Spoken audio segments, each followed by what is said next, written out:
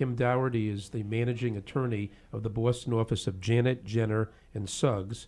And Kim is very well respected in mass tort litigation. So, Kim, thanks for being on the show today.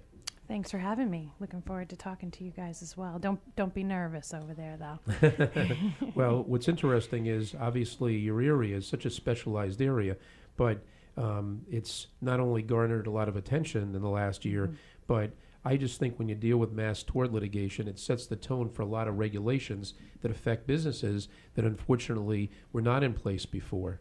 Tell us more about what you do.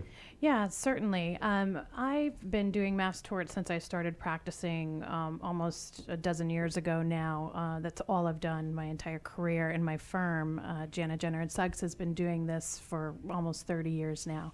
There's been a definite transition over the time frame of a lot more interest in terms of regulation that comes out of our type of litigation.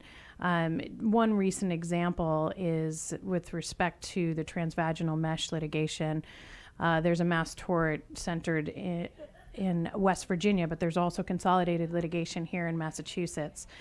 Since the time of the litigation began, the products were initially approved under what's called a 510K process, which is a clearance process where you just have to show that the product was substantially equivalent to the prior product, which was the hernia mesh that you used in the abdomen.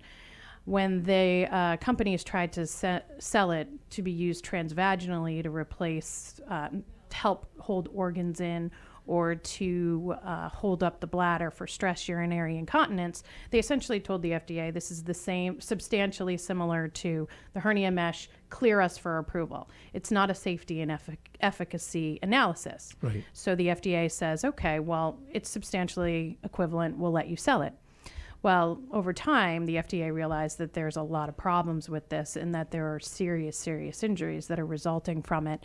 There are now currently over 50,000 lawsuits on file. Wow. And the FDA has just recently said that they are looking to turn this into a Class 3 device, take it from Class 2 to Class 3, and they're going to require all the companies to do clinical trials on women to show that these are now safe and effective if they want to continue to market the product. Can you explain what the classes are? Because obviously when we talk about classes, particularly large-scale cases, how that process goes through?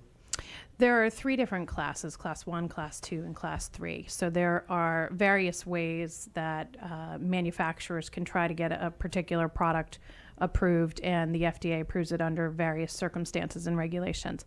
For the Class 3 products, they go through the most stringent testing.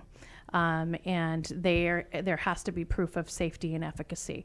If you're looking to have it approved under other classes, it's less stringent of a standard. Pre-market approval is required for Class 3. That can go both ways for plaintiffs out there because, for example, if a product is pre-market approved by the FDA, that gives a manufacturer the defense of saying the FDA said this was approved for the use. So you cannot sue us. It's called preemption. As you know, you're a lawyer. Right. And preemption is a defense that they'll bring. So that gives people who are injured by those products less of an avenue to sue them unless you can show that they were marketing it for different purposes and different uses than it was indicated.